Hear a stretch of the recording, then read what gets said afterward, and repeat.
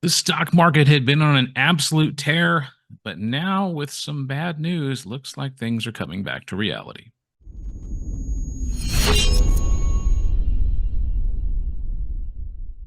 Good evening, my fellow Riz Elite members and all of our subscribers here on YouTube. Welcome to our Elite webinar. Now, if you are watching this on YouTube and you haven't done so, do me a major favor and get down there and hit that like and subscribe button. Click the bell icon next to it to get notified every time we upload a new webinar here on the channel, because things are happening in the market and you're going to want to know what that is. And thankfully, we have the man himself back from, a couple weeks vacation. Riz, how you doing? I'm doing good, Chris. I assure you, my attendance was not something that was planned. I was definitely hoping to attend the last few weeks, but some commitments and things took over, so I do apologize for that. But nonetheless, I missed you all just the same. Well, we appreciate that and totally understand. Life happens, so let's talk about the stock market here. As always, starting with the S&P 500. Now, the S&P 500 had been on an absolute tear. All I had heard was new all-time high, new all-time high, new all-time high, until this week. Of course, we did make a new all-time high here on Tuesday. Everything was looking fantastic, and then things started to come down a bit. Now, of course, there was the huge news on Friday with CrowdStrike basically affecting, computer systems worldwide, along with Microsoft Azure, if I'm not mistaken, really causing a lot of problems in the banking sector, in transportation. There are people who at the airports, the airlines were basically all shut down. I heard they're talking it's going to take something like a week to get all this taken care of. And obviously, the market reacted to that pretty strongly on Friday with a big selling day coming down below our support and resistance line that had been fairly well respected for some time. And kind of coming to rest here right around 5,500, which was really close to the previous all-time high here that we saw on June 20th. So, Riz, obviously we've seen some selling pressure this week, some negative market catalysts for sure. What are you thinking is going to be going on this week? Do you think we should see more selling, or maybe we start getting a rebound?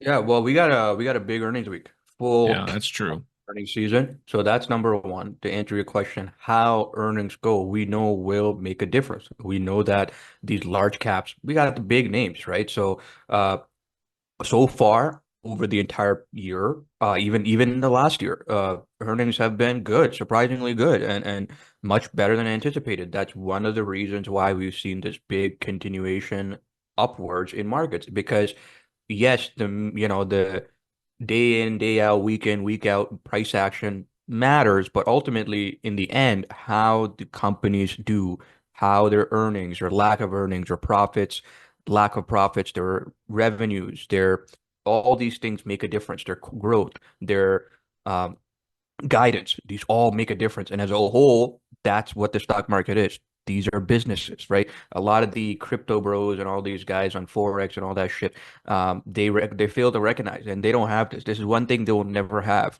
which is these companies that provide products and services, right? Yeah, Forex is a little bit different, but like there's I'm not trying to rag on crypto. I'm trying to make a very big parallel here. These are businesses, some in the multi-trillions, as we know, right? So that's going to make a big difference how we head into this little precursor we had, Wednesday, Thursday, Friday. Honestly, it's not even much of a pullback. I know it kind of hurts, especially because um, so many people are overexposed to tech. It's just a fact. And again, everyone has to make their own decisions. They have their own style. They have their own, um, I would say thesis. But in my opinion, a lot of retail traders, as well as even funds, institutions, they're far too overexposed to tech. And I think we're going to see the impacts of that. If we see some selling, that some selling turned into more selling, because everyone's trying to cover their asses, right? So I'm not saying this is the beginning of another leg down, because it's going to come down to earnings. I think everyone and their dog and cat knows this is an election year, and boy, is it what a year it is. I mean, I missed some of the action on the past webinars, but to talk about things as they happen. But We know it's an election year. We know it's a big one. We know it's kind of looking like one-sided. Again, this is not political. This is just based on what I'm seeing, and I've been very vocal from an unbiased, unpolitical standpoint in what I think is going to happen. Uh, I'm not only just talking about markets, I'm talking about who's going to win. All right. Wink, wink. You have to be following my social media for that to see my, I would say, musings on that. And I think so far I've been right. But we won't know until November, right? For sure. Uh, but with that said, the market is also factoring that in. We're also looking at rate cuts, potentially September, right? We're almost done July, sorry. Um, and we're expecting September rate cuts. I think that's fair. I think Chris, you and I have been calling for that since the start of the year, even before. Oh So yeah. it's kind of scary, but interesting to see how we are on the precipice there of a September rate cut now, and as time is doled on. So again, I know people want a quick answer, a quick and dirty answer. Yeah, it's going to continue to drop next week. No, no, I don't think it's going to be that simple. We know, look at the start of the week. We had literally hit just about all-time highs based on close on a Tuesday. So it's too early to say, all right, here comes that pullback. Here comes that bear market. No, no, no. You won't hear that kind of one-sided doom and gloom rhetoric from me, or nor you will you hear this one-sided, oh, okay, to the moon, everything's going up. We're gonna hit 6,000 in the SPX. No, I'm not like that either.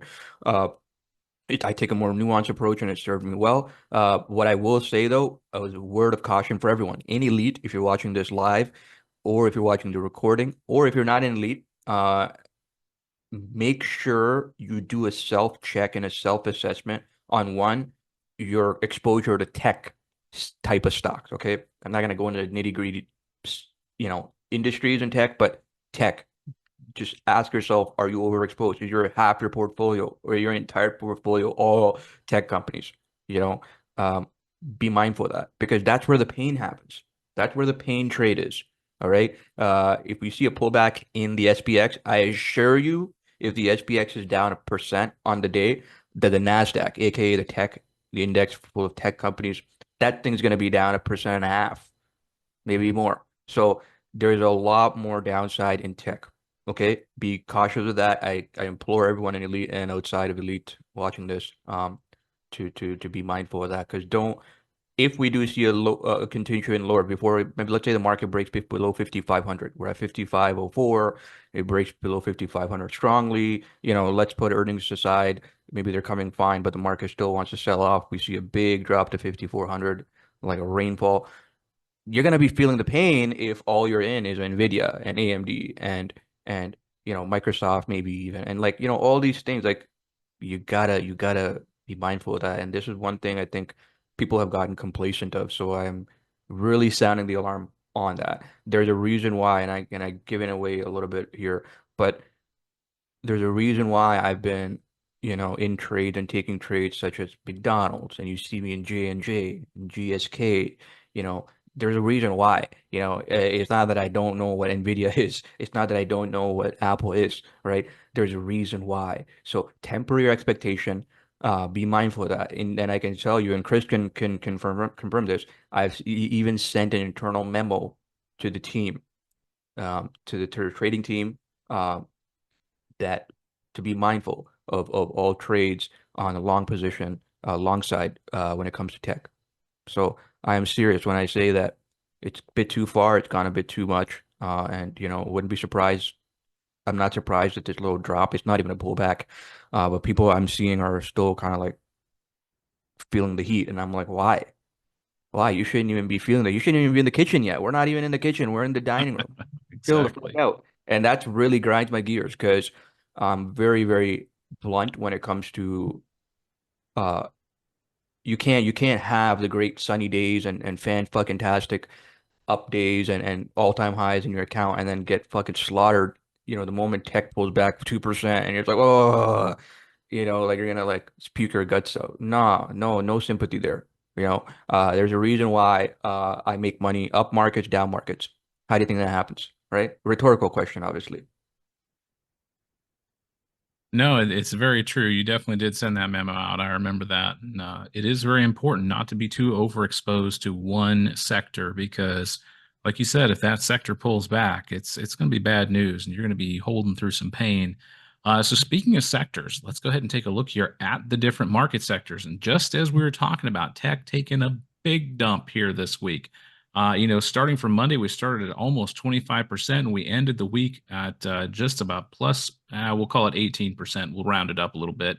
So, I mean, a good 7% drop in 1 week. That's not insignificant.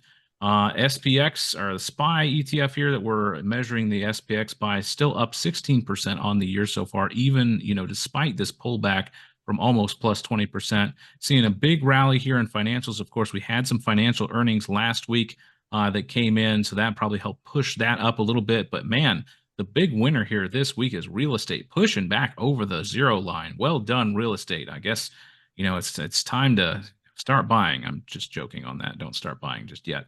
But then we have all the other sectors here kind of just hovering around this +6 to +9% area. We got utilities, energy, consumer staples, healthcare, consumer discretionary, all hanging out in there.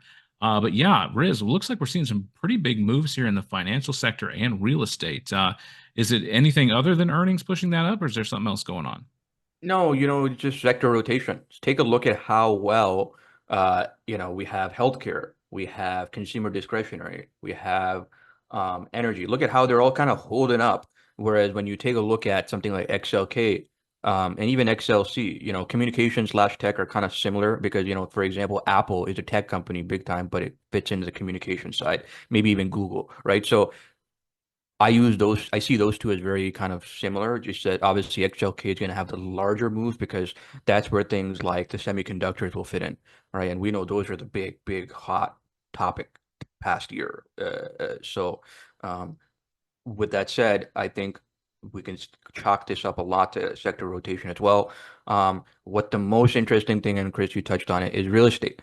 Real estate sector going up. Remember, I will say this again, and Chris, is for all of us here as a reminder, the real estate sector doesn't necessarily mean real estate in the real world. These are real estate companies that are multi-dimensional. There could be some that are REITs, for example.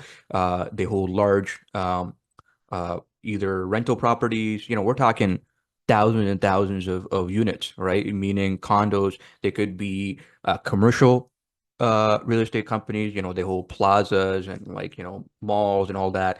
There could be industrial real estate companies. So just to make that kind of distinction here, this real estate sector in the market is not the same as like, hey, house prices in some area in Oklahoma are going up, or house prices in, Detroit are going up, or house prices in Florida are going up from July to now. No, that's not what this is. This is not a housing index. Okay.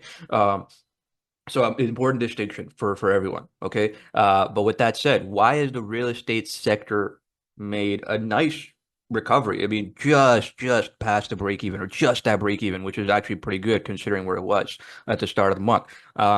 That's because when we see rate cuts in the economy, okay, happen, that opens up more opportunities for other, I would say, income-based securities. In this case, real estate trusts, commercial real estate companies, companies that pay a dividend, especially these real estate companies are predominantly based on paying a dividend. They start moving up because people start looking for other avenues because rents are not rents, but rates are coming down. And of course, when we see that September rate cut, it's going to be 25 basis point, most likely. If we see that, that's not going to make or break anything. It's not the big deal. But the market's already started to price that in. You can see that in real estate sector, right? So something interesting there for you guys to keep an eye on. And also how, like I said earlier, this big mashup of, utilities and energy and we have energy, like I said, but even consumer staples and consumer discretionary all scrunched up there together, and holding up decently well, as tech pukes. Yeah, they're definitely holding up very well. And yeah, I figured it would be kind of helpful for folks to understand about the real estate, sector here. the ETF being XLRE. Good thing to just kind of keep an eye on. And REITs are always a fun investment if that's what you're wanting to do, wanting to get into real estate without actually buying the property. So definitely a vector for you if that's something you're looking for. But yeah, definitely the big sell off in tech, big move up in real estate and financials, really pushing things around this week for sure. Let's take a look here at some of the asset classes. Now, oil, I mentioned this last week. The line was respected. We busted through here, kind of going into May, have been kept below. We came back up and touched it here in the beginning of July, and quite a big sell off in oil here going into Friday. Now, gold, on the other hand, as I told again, I mentioned last week, don't put all your faith in chart patterns, guys. I showed you the head and shoulders that was going on here, and look, lo and behold, it didn't quite work out that way. Looks like we made a new all-time high here on gold on Wednesday or Tuesday. My cursor is moving a little too fast for me there, but regardless, made a new all-time high on gold, but did kind of come back down here going into Friday, into the close. But Riz, what is going on with oil here? I mean, I'm seeing the price at the pump go up, but yet we're seeing the price of oil for light crude, per barrel kind of going down. I mean, obviously we're in the summer. People are moving around more, obviously more trips, things of that nature. But what's going on with oil here? Yeah, this is a bit of an interesting one, right? And we've seen this kind of inversion play out. Usually oil moves inverse to the markets. Usually if we see the markets kind of trending up, we see oil kind of maybe trending down or flatlining or just moving sideways. Uh, that's not the case, right? We also know that how the US dollar moves, and the strength of the US dollar impacts crude prices inversely as well. So if we see a weaker US dollar, we see oil prices usually get pushed up a bit, and the inverse is true as well. So that's not the case, right? We've seen oil move the opposite. We've seen US dollar move the opposite. We've seen gold also moving the opposite. So I remember the last time I spoke about this, maybe a month ago on here, and I said a lot of these things are moving all differently, all disjointed. It's like almost like kind of like gravity is broken or something, right? Where everything's moving uh haphazard. It's not moving how it should be or how it has for many, many, many, many decades. And that's the interesting thing. And we see this kind of stuff happen. It's not the first time and it won't be the last time, but for it to happen in such a prolonged manner, uh, that's kind of the interesting thing and it continues to be the case when that will change, when that will kind of flip over and we'll see these asset classes start kind of moving in tandem how they should be, who knows? But so far it's not the case. We've seen the market was going up all this time, but the gold was also hitting all-time highs again and again. Uh, I think this week, if you want to go based on this week, I think this selling in the market was selling in just about everything, and that's representative by the chart. You can see gold prices also dip back this week. You can see oil prices also dip back this week. You saw this is the market pull back slightly. I don't want to call it pullback, but a little bit of a drop. So everything kind of moved down this week. So I can't infer too much based on this week, but we do know that for a long time there's been this disjointedness in the various different asset classes. Definitely a lot of inverse things going on here as of late, and gold just kind of going nuts since let's see here, February essentially. So yeah, we're definitely going to be keeping an eye on that. Let's take a look at the dollar and the bond yields here. So for the longest time we've been in this kind of this nice move, slow move up on the bond yields as we held through this time of no rate cuts. And then we started talking about rate cuts, and the bond yields have really kind of started to slowly kind of inch towards the downside here, but definitely a big kind of push up here going into the close on Friday. Again, kind of an inverse reaction to the S&P 500. So making a little jump there. Again, just as we talked about last week, the dollar kind of pulling back here just a little bit, but honestly, really just kind of consolidating sideways, kind of traveling in this channel here between this 104 and 106 area. So dollar still looking very strong here. No signs of weakness at this point, in my opinion. I wouldn't even worry until we started getting below this 100 area here, because that's where we hit, let's see here, back in July of 23, so almost a year ago. We're not even looking like we're close to it at this point. So, Riz, with the bond yields, obviously these are, very hypersensitive to inflation rates because of the, the interest that they pay on these government bonds. Now, obviously, if interest rates start coming down, which Powell has kind of said is going to happen, and I think, you alluded to it earlier, the fact that we are in an election season, and it would make perfect sense for them to go ahead and cut in September, right before the election. Again, this is not something that any one party does. They both do it. I do want to emphasize that. And so, with these yields starting to kind of come back down a little bit, is this kind of the bond yields kind of anticipating those rate cuts, or is there something else going on? Yeah, absolutely. Absolutely. There's it's not it's an open secret where, we're most likely going to be seeing some rate cuts, one, maybe two, at the tail end of the year. So yeah, that's definitely the bond market kind of starting to lean into that. And we see that with the yields, right? So when the yields are going down because bond prices are going up, but yields going down essentially means that, okay, all right, well, you're getting less money or less return, sorry, at a risk-free rate of return. And that's what bonds are, right? These are treasury bonds. We're looking at treasury bonds for the 2-year and the 30-year and the 10-year, right? Specifically. So that what this tells us is you're effectively getting less return for risk-free rate of return. And that's why we've seen some of the things like the real estate sector and stuff come up a little bit as well. And as we head into a declining rate environment, um, that changes the equation for things like, high interest savings accounts and stuff. It's still better than what it was 3 years ago. Remember before, like you could hold a high interest savings account or like, a money market fund or even bond yields and you'd make nothing. They were just pointless. You wouldn't even be keeping up with inflation. Oh yeah. Obviously, that's the difference now over the past 2 years in a rate hike environment in the more normal rate environment that we have been in the past 2 years. Uh, so it still makes sense to have bonds and lock in some rates and for risk free. But as rate cuts occur, it's going to make less and less sense because you're going to notice the banks will start paying less interest, brokerages will start paying less interest on cash, and it's like a whole trickle down effect. Yeah, it really is. And of course, those government bonds, rock solid, you're going to get your money back. But yeah, the rate that you're going to get it back is a good question. So that definitely, those interest rates really do play a big part in that. So definitely something to keep an eye on, especially if you're getting closer to retirement. Now, for everybody here on our live webinar, and we do have quite a few people here tonight, which is spectacular. Thank you, everybody, for showing up for the live call. Really appreciate that.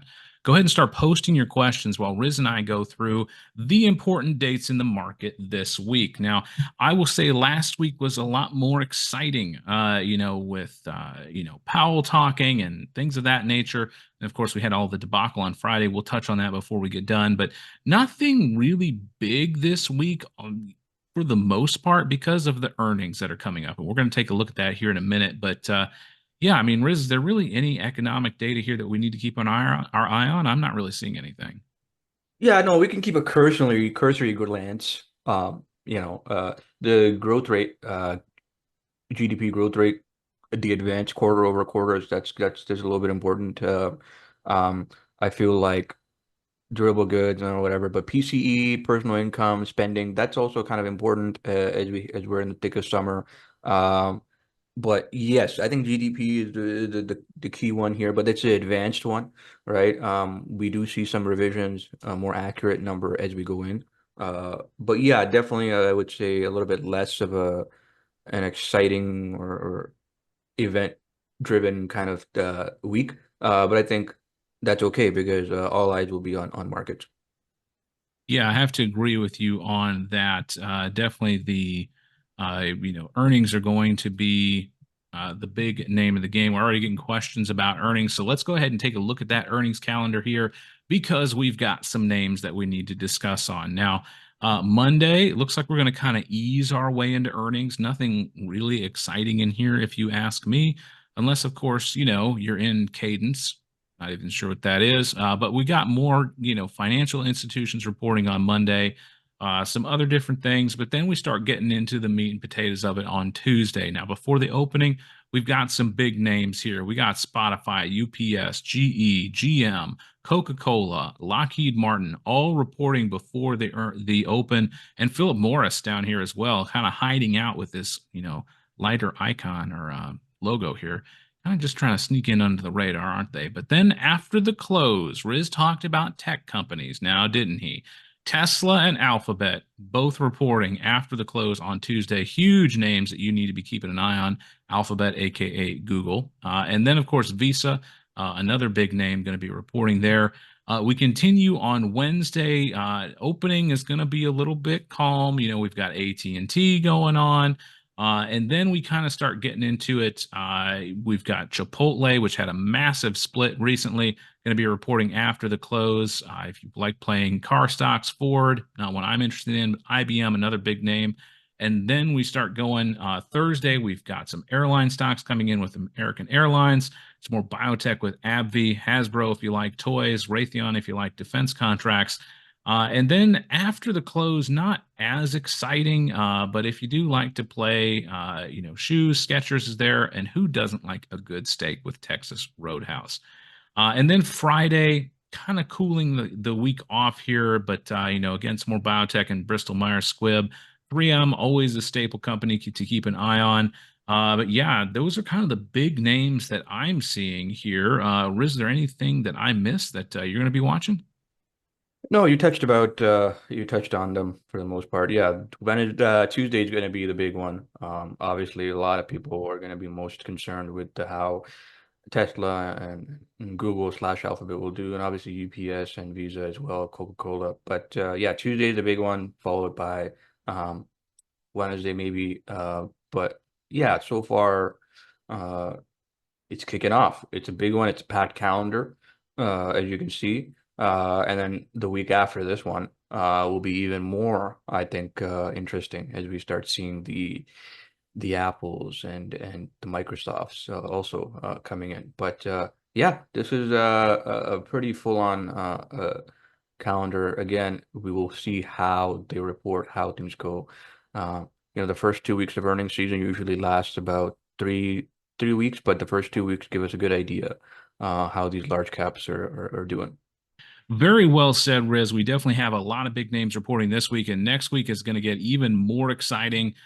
So we're going to be watching that. I hope you will too. And make sure you check in on next week's webinar to see what is going on with next week's earnings. But man, we've got a lot of questions coming in. I did have one come in here through Discord that I want to do real quick, and then we can get to all of our questions here for our folks here on the live recording. Now, gentleman from Elite is asking, he has been in, oops, I misspelled Starbucks. Well done. There we go. SBUX. Here we go. Okay, so he has been in Starbucks since 2020. So this is what we call a long-term hold right here with his average price of 97.73. So definitely we're hurting here on Starbucks, with this long-term hold. And he's kind of considering averaging down, but he's wondering if it could, kind of dump lower, or maybe he should just get rid of it and take it where it is. Now, obviously, we had a big jump here on Starbucks, clearly not affected by CrowdStrike and the market rollover here, but Starbucks making a big move here over the last couple of days, all things considered, considering it was in this massive downtrend. And we're just kind of busting through this 50-day moving average here. So, Riz, what are your thoughts on Starbucks? If you were in this at 97, would you continue to hold, or is it time to let it go? I would have not held most likely all the way down here anyways, but hey, this is why I'm not a multi-year hold type of person. That kind of market is gone. And I keep telling people, again, everyone has their own thesis and their reasoning, that's fine. But that type of, I'm gonna buy and hold this stock for years. Yeah, you look at some of them that work out great, but the vast majority, that kind of market's gone. We have companies that come and go so fast. They're market leaders one year and then they're market laggards the next. It's everything's so much faster. And this is not a secret. Everyone should know. Look how the world is, right? Like things are moving like crazy. Especially when it comes to markets and all this stuff. So I wouldn't be holding it all the way down here, but that's spilt milk. What do we do now? In this case, if you're in 97, was it, or something, Chris? Yeah, that's correct. He said he was holding since about 97. I have Okay. his exact price, but we'll just say 97. Yeah, that's fine. Okay, so ideally, obviously, I would have, if you wanted to average down, it would have been nice to kind of average down once it had hit that 72 double support, right? Double bottom there. That's a clear double bottom 72 area. I would have averaged in there. Do you want to average it now after it's moved up quite a bit? Yeah, you can still bring your average price down. This is definitely looking strong. Starbucks was definitely oversold, definitely, really, really downbeat the past year, really. So in hindsight, would have been better to obviously average in earlier, but I think you can average in. I think, I mean, Starbucks isn't going anywhere. I just think it's a little bit more of a dead weight type of position to hang on to. But who knows? If we see continuation and rotation out of tech, maybe into some of these things, they could continue to hold. But yeah, it's fine. If for just now in chat, Jazz just came in and said, Elliott Management, which is another institution, hedge fund, came in and bought Starbucks. So that could also be why, or a large reason why it moved up, right? They built a significant stake in Starbucks, so probably trying to, um, you know, increase their stock price, unlock shareholder value. So that's one of the reasons why the stock has gone up. I think it's not a bad idea to take a position to average down, but obviously just be careful. I don't know the overall details of the position, but just be careful not to be overexposed.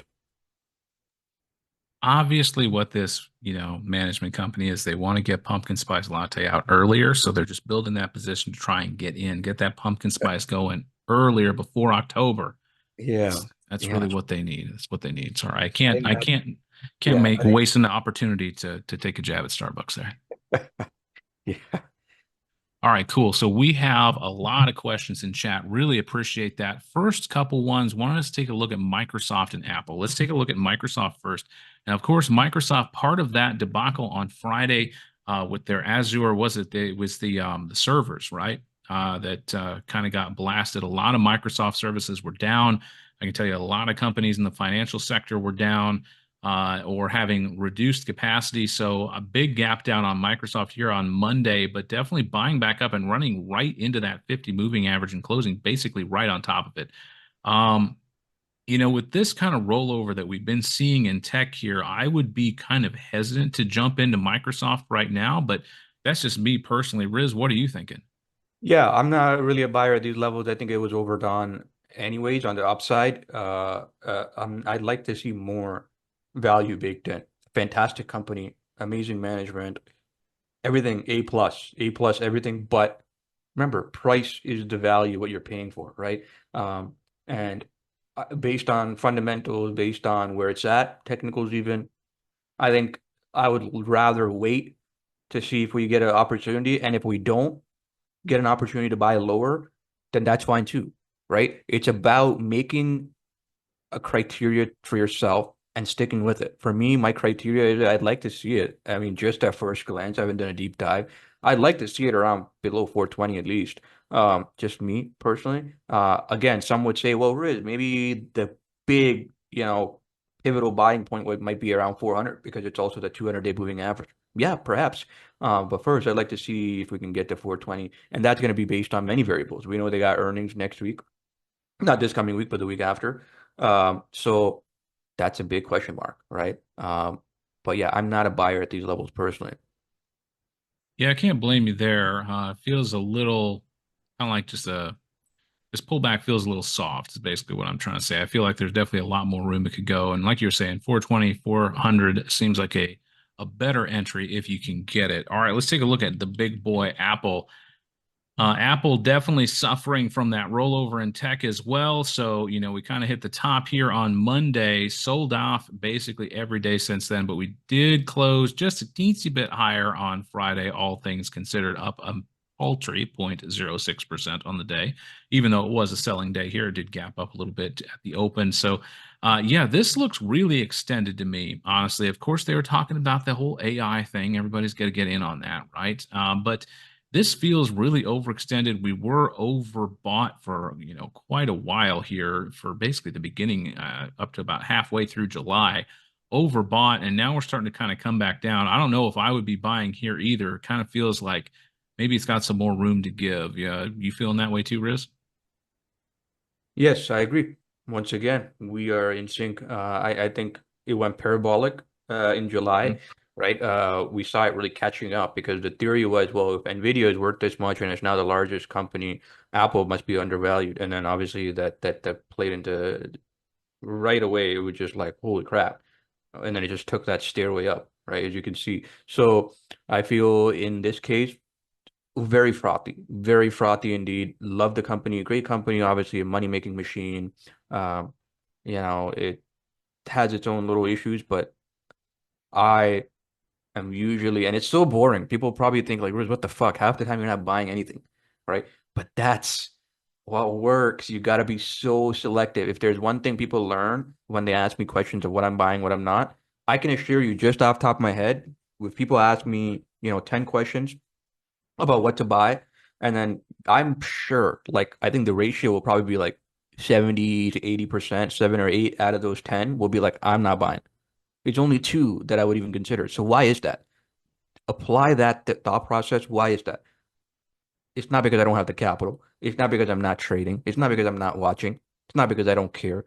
It's because the criteria and the selection criteria and the ability to be resolute in your criteria, or some people want to maybe call it a trading plan or their kind of thing. For me, it's my qualifying criteria of what essentially justifies me getting into a trade. If it's not there, I don't give a fuck if it's Amazon, Apple, Nvidia's twin sister. I don't give a fuck. All right.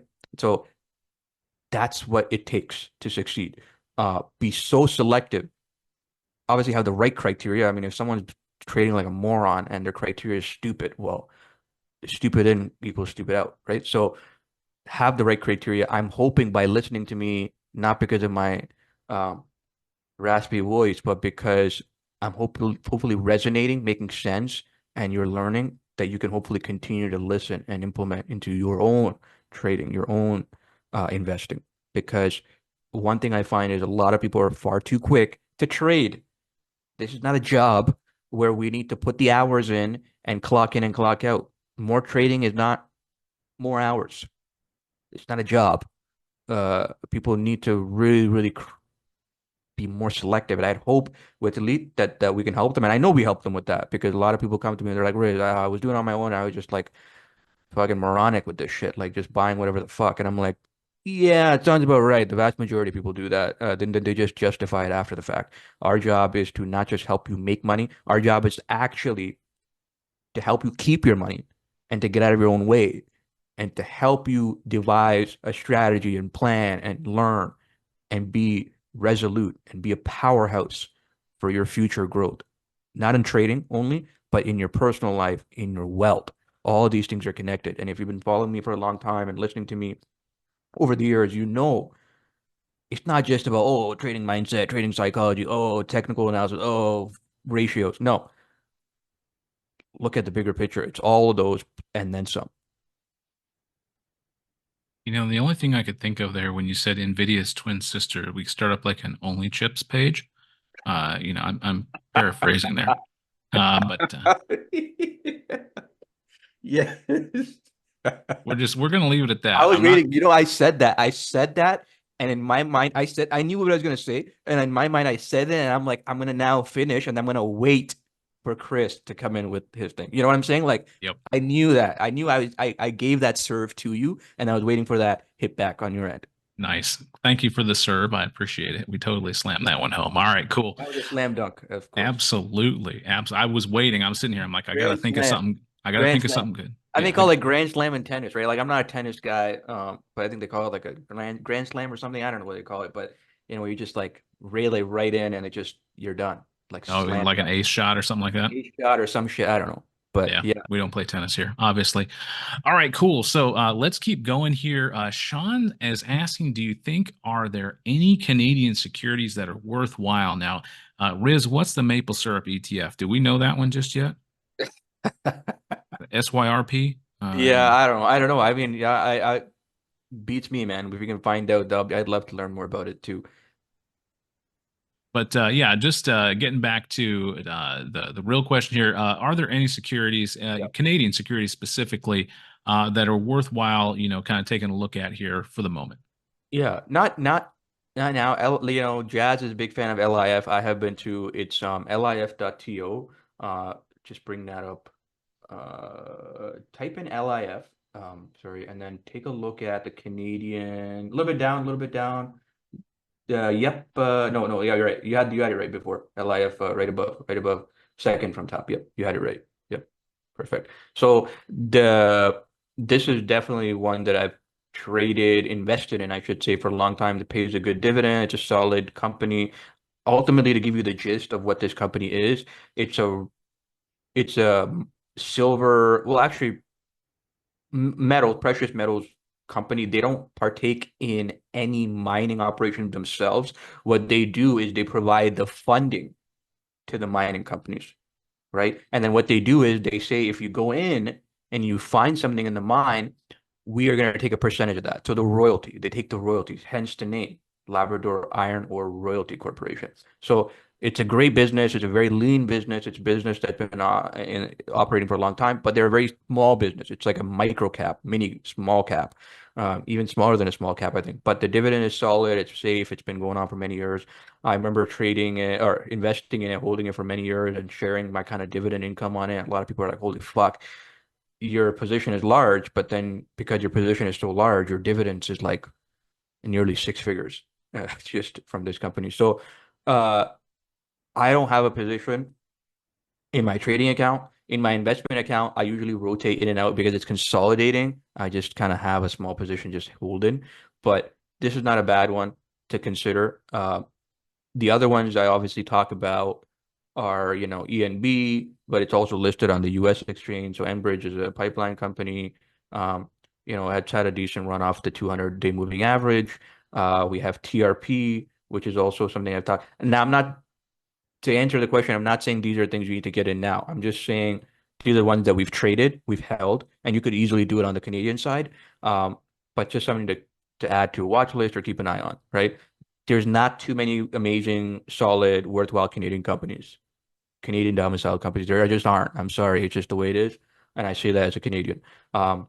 So uh, yeah, there's very few opportunities as it is, and then within that criteria, there's very few setups. Like I would not be buying TRP right here. Personally, we had TRP, we traded it, we made money on it. I wouldn't be buying it here, right?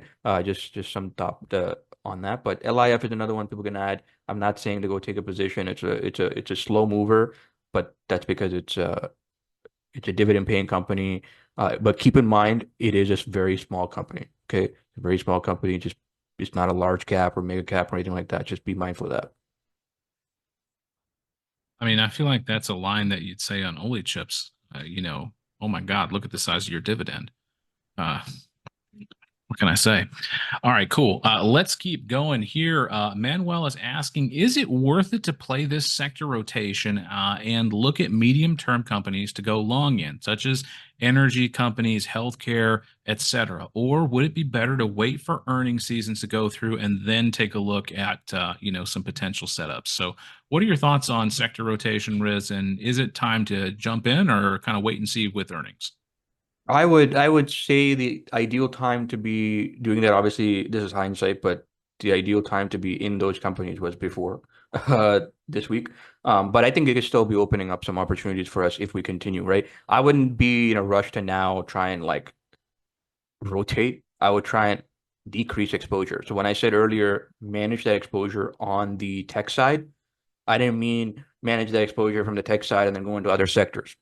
Sure, maybe if there's opportunities, but it's not one or the other. It's not you got to do one or the other, right? It's like you can decrease your exposure, be in cash, sit on the sidelines a little bit. Doesn't mean you got to go completely cash, but you're being, I would say, very disciplined and intentional in making sure you're aware of how much exposure you have to certain tech or whatever, right?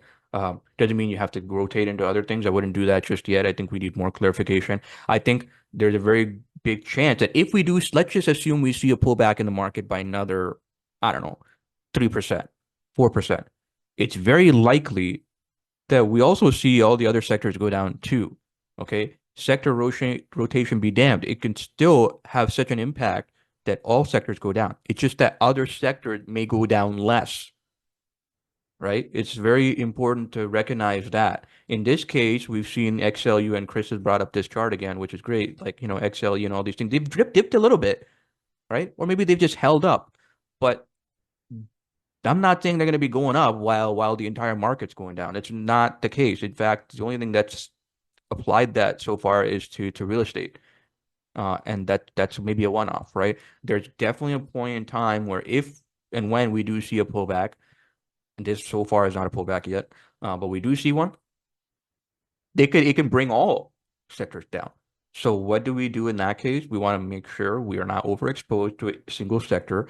We are also having some cash or some hedges on the side, on our side. And the best hedge is cash. But if someone has the experience and the capacity to also take an actual hedge, sure, if it makes sense, right? But obviously the best hedge is cash position. So keep that in mind. I don't want people to be like sector rotation and we're gonna rotate into other things and those go down as well, but maybe slightly less. And then you're like, well, everything's going down. Well, yeah, because if everything's getting smoked, it's very rare, there's a couple names that or a couple sectors that are holding up, and there might be, but more often than not, we see broader drops impact all sectors, just some sectors a little bit less than others. Very well said. They say a rising tide lifts all ships, but a tide going out brings them back down. So when that tide starts to come out, we could see that full, market dip. So do keep an eye on that going into these next couple of weeks. Now, Dylan would like us to take a look at UPS. Now, UPS been making a nice big run here, kind of found some support here down in this 135 area, made this beautiful run starting last Wednesday, came right up to the 200, tapped it, and sold right back off. So obviously we've got earnings coming up this week on Tuesday. That is one of the bigger names reporting this week with UPS. But Riz, how are you feeling on shippers right now?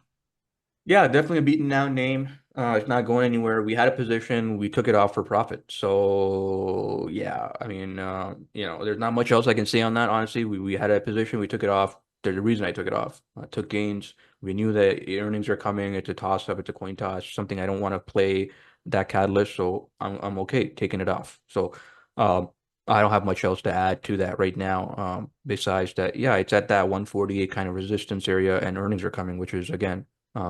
Anything goes. No one knows how it's going to be. Yeah, if there's one thing that I've learned this entire time that I've been with you, Riz, which it's been a hot minute, as the kids would say, earnings are a coin flip, and really, understanding how that data is going to be interpreted by the shareholders and everyone else who wants to either get in or get out is anybody's guess at this point. So, if you are still holding UPS, be really careful. Be mindful Tuesday before the open, because they are going to be reporting, and who knows what's going to be happening there.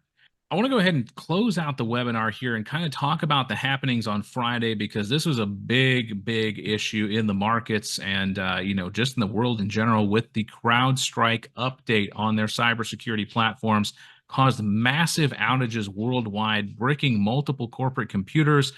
Systems were down, banks were having issue, transportation, the airlines were having problems. And of course, the stock got absolutely murdered pre-market. Had a bit of a rebound here off the 200 moving average, people buying the dip. But Riz, this obviously impacted markets on Friday. It could be a big mover going into Monday. Is this something that we need to be keeping an eye on, to kind of gauge where the market's going to be? Or do you think this is going to be taken care of before we start on Monday morning? So this held up pretty well, right? For the mass pervasive impact that it had on all industries. It actually held up pretty well for what it is, right? About a roughly 10-11% drop on something that pretty much brick a large part of the economy in a way is pretty stellar in a way. And it's actually a proof of concept for CrowdStrike. It's actually a positive thing how important they are, right? How they have an amazing client list. Think about that, right? Imagine having some of the largest companies as your clients. So in fact, this is why you see that green candle there, right? The way it opened in pre-market where it closed. they actually interpreted it a little bit way, like, holy shit, that's a pretty stellar client list. One little update fucked it up, but they apologized for it, they rectified it, but yeah, I don't think the market's going to be too concerned about this specific thing. These things happen. What we do know is that they said, according to them, that it wasn't like a cyber attack. It wasn't like any of those things. It was just a malfunction or a little issue in the update that bricked everything. So, yeah, these things can happen. It just goes to show you the world we live in, right? But yeah, I don't think the market's too concerned with that. I think that's yesterday's news now. Good to know for sure. And yeah, it really does speak to the interconnectedness that we have with, computers, the internet, and cybersecurity. One update completely threw a wrench in the entire system. And I mean, I will say people are going to be suffering for the next couple days, especially if you're traveling and you're stuck somewhere. But yeah, definitely something that can happen out of the blue and really just kind of change the course of the entire day, in the market and in your life, for lack of a better term. I know there are people who went shopping on Friday, couldn't buy anything because the company that they went to, their payment systems were down. Obviously there were certain trading systems that were affected. Banks were affected quite a bit, but it is good that they came out and said, yeah, okay, it wasn't a cyber attack. It was us. We dropped the ball, but you know what? They owned it. So I got to give them that much. So, all right. So let's go ahead and call it a night here. It has been a fantastic webinar. Now, Riz, I just want to get your closing thoughts. We kind of talked about a lot of different things tonight. We talked about not over trading. We talked about, basically hedging your bets with cash. Always a very solid liquid hedge. You can't get much more liquid than cash. And so, what are your thoughts kind of going into this week? I know that earnings are going to play a huge role on the directionality of the market, but I know that we've been kind of waiting for a pullback for quite some time. So, how are you going to play this week, and what is your overall strategy going into earnings as we start? Yeah, I'm going to be looking to see if post earnings there are opportunities in individual companies, right? Maybe they get dropped and sold off because of some guidance, or maybe it wasn't too bad, or it was an overreaction. I'm going to see if we can step in, right? Or maybe there's an opportunity to short something, right? But I'll be keeping an eye. For me, I don't like to kind of, I would say, set the narrative for a week per se. You probably noticed that by now. I like to kind of see how things roll out and then react to them, which sounds like a cop out, but it's true. I don't like to set a sort of an expectation. I like to see how it rolls out in front of me, and usually that starts happening Sunday night. And then we then see how things are, and then we jump when we see the opportunities. Being agile in the markets. That is one of Riz's key tenets, and I think that he couldn't have said it much better there without actually saying it. So, kind of thank you for that, Riz. Really appreciate it. So glad that you were back on webinar tonight. It was a great time. Thank you again for all of our people here who came live from Elite. It was fantastic having all of you here. And as always, drop us a like and subscribe on the way out. We'll see you in the market on Monday.